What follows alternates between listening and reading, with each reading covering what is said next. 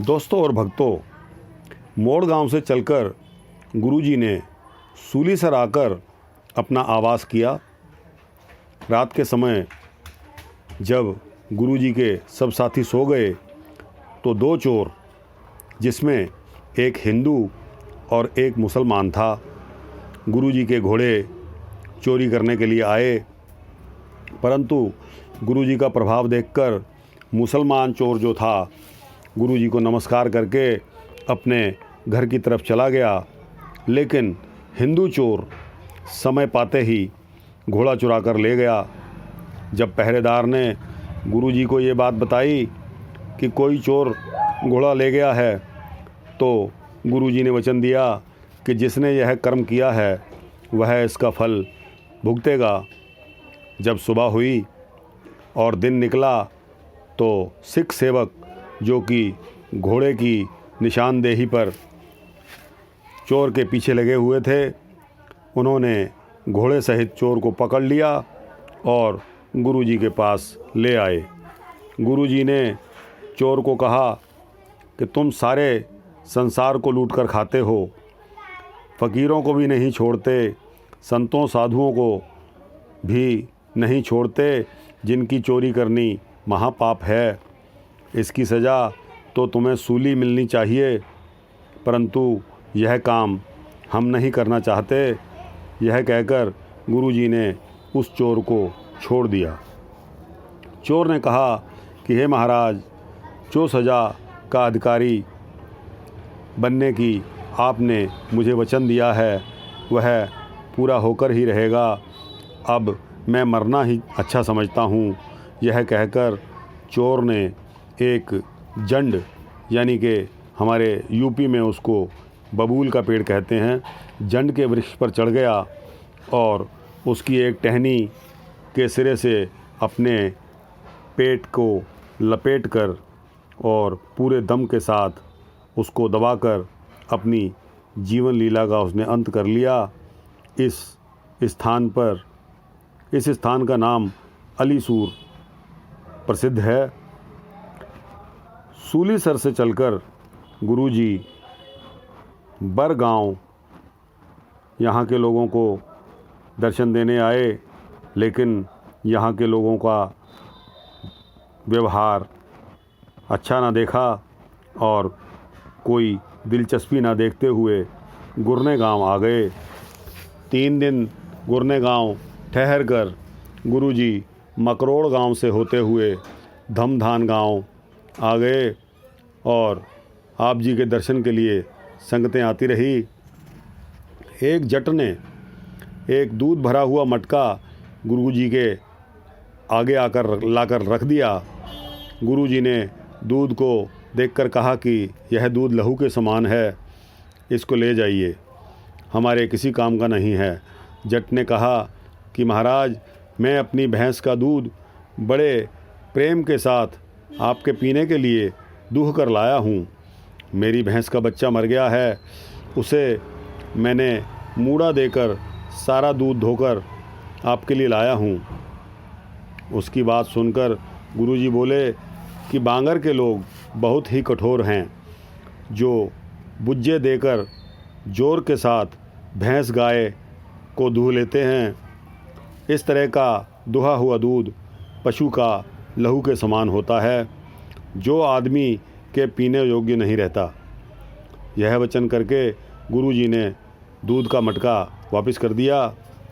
यहाँ बहुत दिन गुरुजी ने आवास किया और संगतों को दर्शन देकर उनकी मनोकामनाएं पूरी की और उन्हें खुशियां प्रदान करते रहे। इस नगर का एक और जमींदार गुरुजी की बड़े प्रेम के साथ सेवा करता रहा। उसकी सेवा पर प्रसन्न होकर गुरुजी जितना धन संगत की तरफ से भेंट में इकट्ठा होता था, सारा का सारा उसको दे दिया करते थे। और गुरुजी ने वचन दिया कि इस धन के साथ नगर में एक कुआं लगवाना है और उसके पास ही एक धर्मशाला बनवानी है और पास में ही फलदार वृक्षों का एक बगीचा लगवाना है। यदि इस धन के लालच में पड़कर किसी अन्य कार्य पर खर्च करोगे तो सब कुछ निष्फल हो जाएगा। जब गुरुजी आगे चले गए तो जमींदार के मन में लोभ आ गया और इस धन का कुआं अपनी खेती में लगवाने की उसने सलाह दे डाली। उसने कारीगरों को बुलवाकर जब कुएं का पाड़ खोदकर उसमें चक उतारा तो वो चक वहाँ ही फंस गया। बहुत ज़ोर लगाने पर भी चक नीचे नहीं उतरा। इस कुएं की कुड़ल आज तक जमींदार के खेत में उजाड़ है और इस तरह गुरुजी के वचनों की उल्लंघना करके जमींदार ने यह सारा धन निष्फल ही गवा दिया। धमधान से चलकर गुरुजी कुरुक्षेत्र में सरस्वती तीर्थ के किनारे आ ठहरते हैं। गुरुजी ने वहाँ के निवासियों को पूछा कि भाई यहाँ कोई सिख रहता है? एक आदमी ने बताया कि महाराज यहाँ एक बढ़ई सिख रहता है। जब उस सिख को पता लगा तो वह आप ही गुरुजी को मिलने चला आया। बड़े सत्कार के साथ गुरुजी के चरणों पर माथा टेककर प्रेम सहित उन्हें अपने घर ले गया। यथाशक्ति अन्न जल की सेवा की और गुरु की खुशियाँ प्राप्त की। गुरुजी रात वहीं विश्राम करके प्रातःकाल उठकर सरस्वती नदी में स्नान करके अपने नित्य नेम का ध्यान करके बैठ गए। सूर्योदय के समय जब ब्राह्मण लोग नदी पर आए तो गुरुजी ने सभी को दान दिया और दान लेकर गुरुजी की महिमा का गुणगान करते हुए सभी ब्राह्मण अपने अपने घर चले गए। बढ़ई सिख को साथ लेकर गुरुजी अब कैथल आ जाते हैं।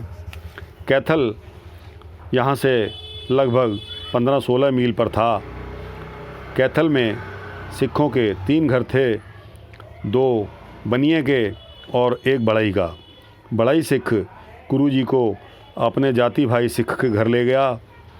जब उसे पता लगा कि गुरुजी खुद चलकर आए हैं तो उसने गुरुजी का डेरा वहीं करवाकर श्रद्धा सहित गुरुजी की बहुत सेवा की। इसके पश्चात 2 बनिए सिख भी गुरुजी का आगमन सुनकर गुरुजी के दर्शनों के लिए आए और गुरुजी को भेंट अर्पण करके गुरुजी की खुशी प्राप्त करी। कुछ दिन कैथल में विश्राम करके गुरुजी बारने गांव आ गए। इस गांव के बाहर गुरुजी ने आकर आवास किया। एक आदमी को पूछा कि भाई यहाँ कोई गुरु नानक का सिख रहता है? उसने कहा कि महाराज यहाँ एक जमींदार सिख रहता है। गुरुजी ने कहा क्या उसको आप बुला कर ला सकते हो? वह आदमी जाकर जमींदार सिख को बुला लाया। जमींदार ने आकर गुरुजी के चरणों में माथा टेका और प्रार्थना की कि आप मेरे घर पर ही चलिए और वहीं विश्राम करिए। मैं अपनी खेती की कूत मिन्नती करा पाऊँ। गुरुजी ने वचन दिया कि हमारे साथ घर चलो, तुम्हारी खेती का गुरु रखवाला है, तुम कूत कराने ना जाओ। जमींदार ने कहा कि महाराज आप घर चलो, मैं शीघ्र ही काम करके आ जाता हूँ। यह बात कहकर वह चला गया। जब उसकी खेत की कूत हुई तो वह जो पहले 200 बीघा थी अब 100 बीघा हुई। उसके शरीकों ने कहा कूत करने वाला रिश्वत खा गया है, कूत दोबारा होनी चाहिए। जब खेती की दोबारा मिन्नती की गई तो वह फिर 100 बीघा ही हुई। इस बात से जमींदार का गुरुजी पर विश्वास हो गया कि यह सब उनकी ही कृपा से हुआ है। जमींदार ने घर आकर गुरुजी के चरणों पर माथा टेका और कूत की सारी बात बताई। गुरुजी को अपने घर डेरा कराकर उसने बहुत सेवा की। रात को विश्राम करके गुरुजी ने प्रातःकाल उठकर स्नान आदि किया और जिमीदार को बुलाकर वचन दिया कि आज से तुम तंबाकू पीना छोड़ दो और सिख संगत की सेवा किया करो। तुम्हारा परलोक और लोक दोनों ही सुधर जाएंगे। तुम्हारा यश जब तक हुक्के का त्याग करके खेती करेगा, तुम्हारा वंश जब तक हुक्के का त्याग करके खेती करेगा तब तक बढ़ता रहेगा, परंतु यदि तुम हुक्का तंबाकू पीना शुरू कर दोगे तो कंगाल हो जाओगे, सारा धन जाता रहेगा। गुरुजी का यह वचन मानकर जमींदार ने गुरुजी के चरणों पर नमस्कार किया और हुक्का तंबाकू पीना छोड़ दिया। भाई संतोष सिंह जी लिखते हैं कि हमने आँखों से देखा है कि जब उसकी कुल का एक आदमी हुक्का पीने लग गया तो वह बहुत ही गरीब होता चला गया। बारने गांव से चलकर गुरुजी थानेसर आए। उन दिनों में सूर्य ग्रहण का मेला चल रहा था और बहुत श्रद्धालु लोग इकट्ठे हो रहे थे। गुरुजी ने गांव की उत्तर दिशा में आकर अपना आवास किया।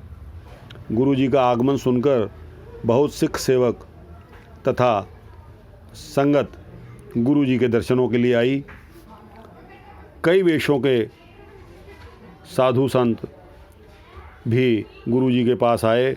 गुरुजी ने सबके साथ प्रेम पूर्वक वचन किए, जिन्हें सुनकर श्रद्धालुओं के मन गुरु वचनों से तृप्त हो गए और कई ईर्ष्या अग्नि में ही जलते रह गए।